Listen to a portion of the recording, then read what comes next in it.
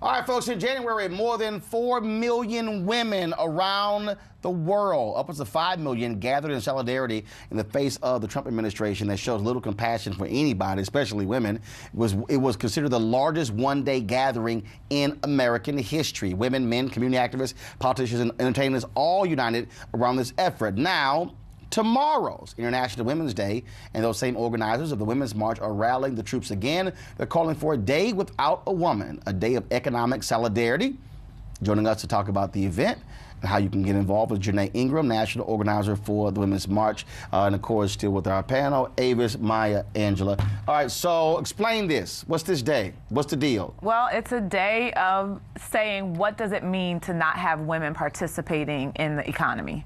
And so we are asking women not to participate in paid or unpaid labor. We are asking women to not shop on this day, on March 8th. And we are telling women, if you have to shop, if you absolutely have to get something, go out and support a small-owned, women-owned, or minority-owned business.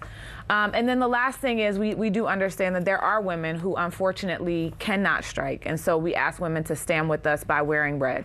We also want our male counterparts to have the courageous conversations that need to be had in their workplace about equity for women, about paid leave, about pay equity, all of the things that matter. And so we really want to use this day to create awareness around the contributions that women have to our economy. We know that women are making the decisions about how money is spent in the household.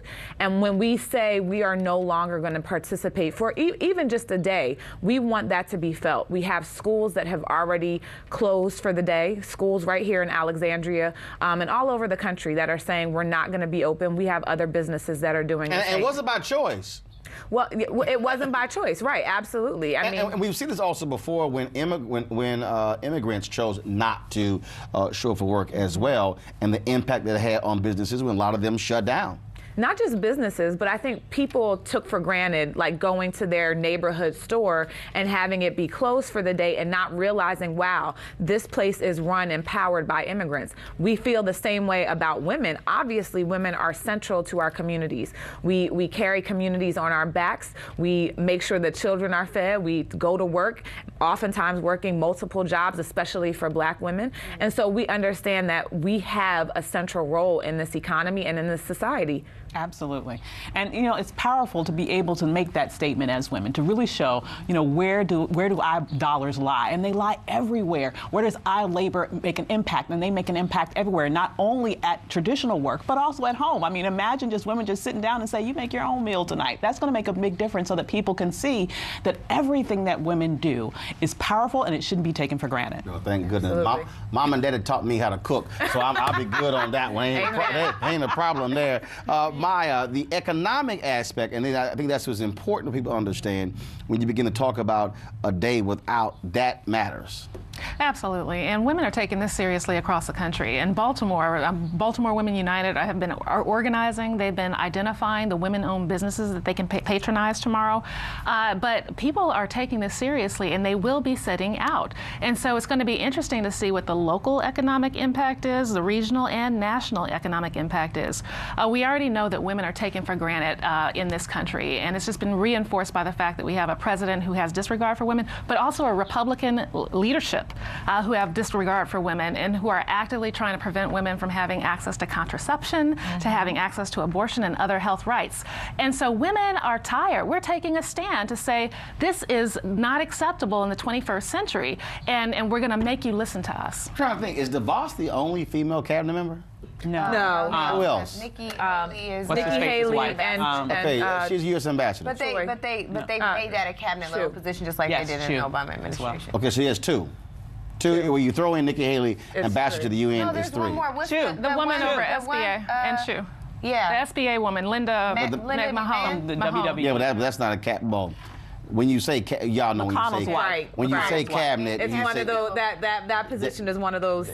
So Right. these guys are misogynists. Well, and can we not take this great moment talking about A Day Without a Woman to talk about that fool? I just think it's important for us to commend Janaye on the work that you did with the Women's March, and then to continue this action. I think so many of us, I'll say for me too, I was afraid, like, oh my God, there's all this great energy. How do you continue to harness it? And I think this is one of many steps. What else do you guys have? Oh no, they were gonna, hold on, we discussed on this show, they were gonna continue it because they've been a part of, not just Janaye, but Linda, Carmen, Tamika, and others. Yeah. They've been a part of other efforts where folks planned the march, and then that was it. And that's why that matters, because y'all were dealing with the what's next even before you had the actual Women's March. Absolutely. I mean, we realized that there was going to be energy. Did we know it was going to be as much? Probably not. But knowing that there was going to be this energy, we did have to strategize. And I think this moment calls on all of us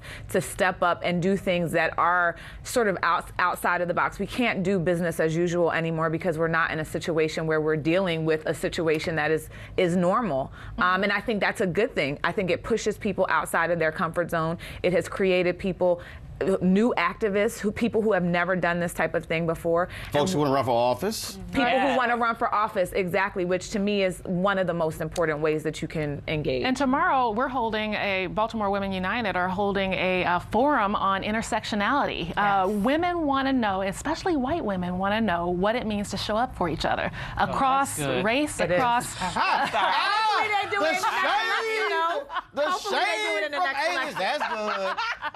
The shade. I have never seen this phenomenon before. But you have white women standing up for immigrant women. You have women of color who have come from historically traditions that actually disregard homosexuality, who are standing up for LGBTQ women. So I think that we have a new spirit here, and it's not. I'm not saying it's taking over the nation. Right. She's not whitewashing history. My got new hashtag white women woke. White women woke. I gotta say, we gotta acknowledge that there is a new energy. And there's a new energy here, and if we don't leverage this for collective power, we will have missed out on an opportunity to change the trajectory of this country. That's beautiful. It's good to see, and I think maybe it is because there is a wake-up call because white women see that they screwed us, they screwed the entire country with this last presidential election. When you have 53% of white women voting for an open misogynist, racist, xenophobe, everything that you can think of, horrible, him, and they really were that dividing line that sold us down the river, privileged their whiteness over their gender as a result. And so I'm glad to hear that there are some who are opened up to learning more about intersectionality. It's the ones who were oppressed by their white sisters, white women being oppressed by their other white sisters, helping them to realize how oppression happens. Janaye, where can folks get more information? They can go to womensmarch.com and find out all that they need to know about tomorrow's strike. And we just continue to reiterate, no shopping, no paid or unpaid labor, and wear red.